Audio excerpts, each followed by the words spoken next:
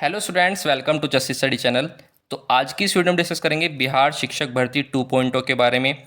जैसा कि आपको पता है कि कल एक नोटिस जारी हुआ है शिक्षा विभाग बिहार पटना के द्वारा, जिसमें कहा गया है कि जो 6 to 8, 9, 10th, 11, 12 के पदों को स्वीकृति प्रदान की गई है, जो कि प्रदान की गई है के पाठक, अपर मुख्य सचिव शिक्षा विभाग के द्वारा।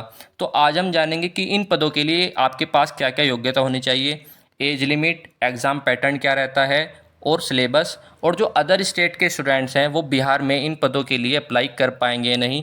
तो इन मुद्दों पर आज हम चर्चा करेंगे। सबसे पहले हम देखते हैं इस नोटिस के बारे में। तो इस नोटिस में जो कहा गया है, मोटी मोटी बात मैं आपको बता देता हूँ। जो 6 to 8 के पद हैं वो हैं 31,982, 9th और 10th के जो पद हैं वो हैं 18,880, और जो 11th और 12th के पद हैं वो हैं 18,830।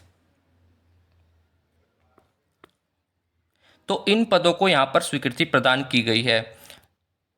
तो जो टोटल नंबर ऑफ पद इन तीनों को मिलाकर जो आपकी वैकेंसी बनती है वो बनती है आपकी 69,692, जो बनती है आपकी लगभग 70,000 पद आपको यहाँ पर देखने को मिलेंगे। और जो इन वैकेंसी के लिए आपका नोटिफिकेशन है वो नोटिफिकेशन आपको अक्टूबर माह तक देखने को मिल जाएगा, और नवंबर माह में आपका एग्ज़ाम जो है कंडक्ट करा लिया जाएगा, और लगभग 1 से 1.5 महीने बाद आपका रिजल्ट भी डिक्लेयर कर दिया जाएगा। जैसा कि आपको पता है कि जो शिक्षक भर्ती को लेकर बीपीएससी बहुत तेज़ी से काम कर रहा है, और जो बहुत ही पारदर्शी तरीके से काम कर रहा है, जो कि सराहनीय है। इसमें तारीफ़ करनी होगी बीपीएससी के अध्यक्ष मिस्टर अतुल प्रसाद जी की। पेपर की कटिंग है जिसमें यही कहा गया है कि दूसरे चरण में 70,000 पद देखने को मिलेंगे। दूसरे चरण में 70,000 शिक्षकों की बहाली होगी। तो स्टूडेंट्स, ये कन्फर्म है कि आपके कम से कम 70,000 पद तो देखने को मिलेंगे ही। हो सकता है कि भविष्य में इनमें कुछ और पद ऐड कर दिए जाएं, क्योंकि जैसा कि आपको पता है कि 9 से 12 तक कुछ वैकेंसी आपकी खाली रहने वाली है। तो स्टूडेंट्स, कम से कम आपके 70,000 और अधिक से अधिक आपके 70,000 में कुछ पद जो 9 से 12 तक बचेंगे वो भी ऐड कर दिए जाएंगे। तो स्टूडेंट्स, अब हम देखते हैं आपके पास क्या क्वालिफिकेशन होनी चाहिए इन पदों में अप्लाई करने के लिए। सबसे पहले हम जानते हैं अपर प्राइमरी के बारे में। तो अपर प्राइमरी में जो आपकी वैकेंसी है वो है 31,982 पद। अगर आपने ग्रेजुएशन प्लस बीएड या डीएलएड, डीएलएड 12 के बाद वाला नहीं, ग्रेजुएशन प्लस डीएलएड वाला डीएलएड, और आपका सीटेट पेपर 2 क्लियर है, तो आप यहाँ पर अपर प्राइमरी की पोस्ट के लिए अप्लाई कर सकते हैं। जैसा कि आपको पता है कि जो बीएड स्टूडेंट्स होते हैं वो प्राइमरी से बाहर हो चुके हैं। जो बीएड स्टूडेंट्स हैं उनके पास 3 ऑप्शन बचते हैं: अपर प्राइमरी, टीजीटी और पीजीटी। जो पीजीटी वाले स्टूडेंट्स हैं उनके पास पोस्ट ग्रेजुएशन होनी चाहिए। जिस सब्जेक्ट से उन्होंने पोस्ट ग्रेजुएशन की है उस सब्जेक्ट में वो पीजीटी की पोस्ट के लिए अप्लाई कर सकते हैं। लेकिन जो सब्जेक्ट कॉम्बिनेशन है वो बीएड में जो आपका लेकिन जो सब्जेक्ट कॉम्बिनेशन की समस्या है वो आपका टीजीटी में देखने को मिलती है। कुछ स्टूडेंट्स ऐसे हैं जिन्होंने बीएड किया है और वो सब्जेक्ट कॉम्बिनेशन ना बनने के कारण टीजीटी में अप्लाई नहीं कर पाते हैं। तो उनके पास एक सुनहरा अवसर है कि वो सब्जेक्ट कॉम्बिनेशन की समस्या को दूर करते हुए अपर प्राइमरी की पोस्ट के लिए अप्लाई कर सकते हैं। अगर आप अपर प्राइमरी के सब्जेक्ट कॉम्बिनेशन को समझना चाहते हैं तो मैं उस वीडियो का लिंक आपको डिस्क्रिप्शन में डाल दूंगा। फ्रेंड्स, अब हम देखते हैं टीजीटी और पीजीटी में अप्लाई करने के लिए आपके पास क्या क्या क्वालिफिकेशन होनी चाहिए। टीजीटी में जो आपके पद हैं वो हैं 18,880। अगर आपने ग्रेजुएशन प्लस बीएड और आपका एस्टेट पेपर फर्स्ट क्लियर है तो आप बिहार में टीजीटी की पोस्ट के लिए अप्लाई कर सकते हैं। अब हम बात करते हैं पीजीटी के लिए। अगर जो इसमें वैकेंसी है वो है 18,830। अगर आपने graduation plus post graduation plus BEd और आपका स्टेट पेपर 2 क्लियर है तो आप यहाँ पर पीजीटी की पोस्ट के लिए अप्लाई कर सकते हैं। अगर आप टीजीटी के सब्जेक्ट कॉम्बिनेशन को समझना चाहते हैं तो आप कमेंट बॉक्स में बता सकते हैं, मैं आपके लिए टीजीटी के सब्जेक्ट कॉम्बिनेशन को लेकर एक वीडियो बना दूंगा। अब हम बात करते हैं जो अपर प्राइमरी में आपकी किस तरह की पोस्ट देखने को मिलती है। अपर प्राइमरी में आपकी 3 तरह की पोस्ट देखने को मिलती है: मैथ्स एंड साइंस, एसएसटी और लैंग्वेज। लैंग्वेज में आपका हिंदी इंग्लिश देखने को मिलता है। जिन स्टूडेंट्स के पास साइंस या मैथ्स होती है ग्रेजुएशन में तो वो मैथ्स एंड साइंस की पोस्ट के लिए अप्लाई कर सकते हैं।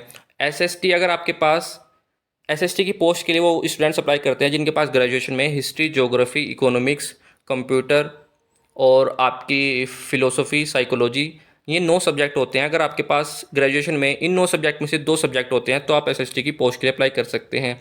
और लैंग्वेज में वो सब स्टूडेंट्स अप्लाई कर सकते हैं जिनके पास ग्रेजुएशन में हिंदी या इंग्लिश में से कोई एक लैंग्वेज हो।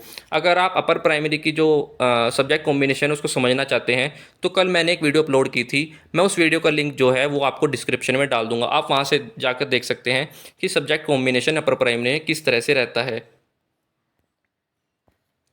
तो स्टूडेंट्स अब हम देखते हैं इसके एग्ज़ाम पैटर्न को। जैसा कि आपको पता है कि अपर प्राइमरी, प्राइमरी, टीजीटी और पीजीटी का एक ही तरह का आपका एग्ज़ाम पैटर्न रहता है बिहार में।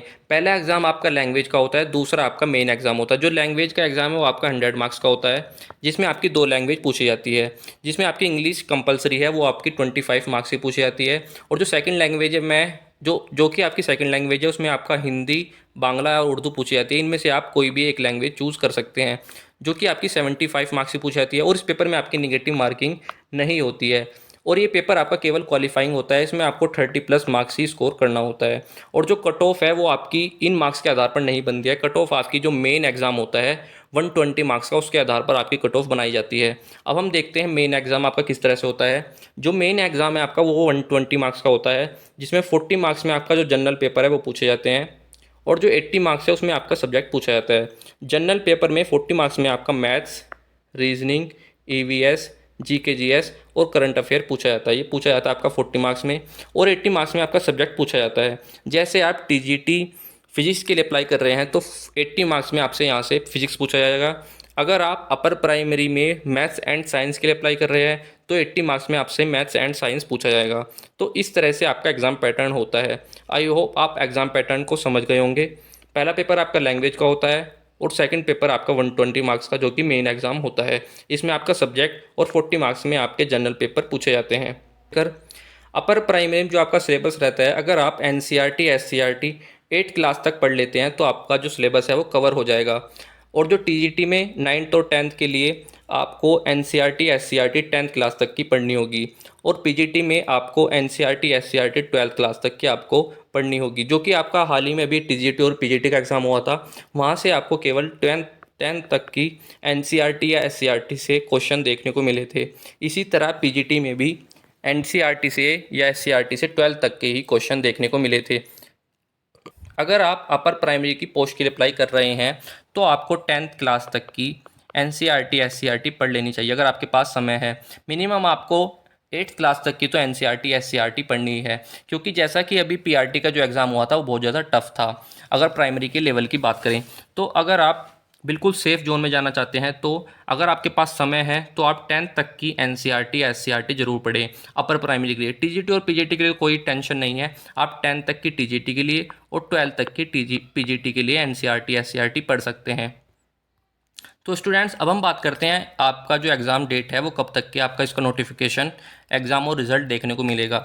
जो इसका नोटिफिकेशन है वो आपको अक्टूबर माह तक देखने को मिल जाएगा, और जो इसका एग्ज़ाम है वो नवंबर में इसका एग्ज़ाम कंडक्ट करा लिया जाएगा, और दिसंबर में इसका रिज़ल्ट भी आपका डिक्लेयर कर दिया जाएगा। क्योंकि जैसा कि आपको पता है कि जो शिक्षक भर्ती की प्रक्रिया बहुत ज़्यादा तेज़ी से चल रही है, बीपीएससी बहुत पारदर्शी तरीके से और समय पर अपना कार्य कर रही है। तो जो इसका नोटिफिकेशन है वो अक्टूबर में, एग्ज़ाम आपको नवंबर में और रिज़ल्ट आपको दिसंबर में देखने को मिल जाएगा। ऐसे स्टूडेंट्स जिनका जो हाल ही में भर्ती हुई है उसमें एग्ज़ाम आपका अच्छा नहीं गया है तो आपके लिए निराश होने की कोई बात नहीं है। आपके लिए सेकंड भर्ती इसी साल आ चुकी है। इस भर्ती में आप अच्छा परफॉर्म करके अपना एक पद सुनिश्चित कर सकते हैं। अब हम बात करते हैं जो अदर स्टेट के स्टूडेंट्स हैं वो बिहार में इन पदों के लिए अप्लाई कर पाएंगे या नहीं। तो मैं आपको बता दूं, जैसे अभी हाल ही में भर्ती हुई है उसमें आपको अलाउ कर दिया गया था कि जो अदर स्टेट के स्टूडेंट्स हैं वो भी बिहार में अप्लाई कर सकते हैं। तो आई होप इस भर्ती में भी आपको अलाउ कर दिया जाएगा। लेकिन जो अदर स्टेट के स्टूडेंट्स हैं वो जनरल कैटेगरी में काउंट होंगे, चाहे वो अपने स्टेट में किसी भी कैटेगरी में काउंट हों। तो जो अदर स्टेट के स्टूडेंट्स हैं उनको भी यहाँ पर अलाउ कर दिया जाएगा। तो स्टूडेंट्स यही था आज की वीडियो में। अगर आपको इस वीडियो से रिलेटेड कोई भी क्वेरी है तो आप कमेंट बॉक्स में पूछ सकते हैं। अगर आप अपर प्राइमरी के सब्जेक्ट कॉम्बिनेशन को जानना चाहते हैं तो मैं वीडियो का लिंक डिस्क्रिप्शन में डाल दूंगा, जिसमें मैंने बताया है कि अपर प्राइमरी में सब्जेक्ट कॉम्बिनेशन किस तरह से रहता है।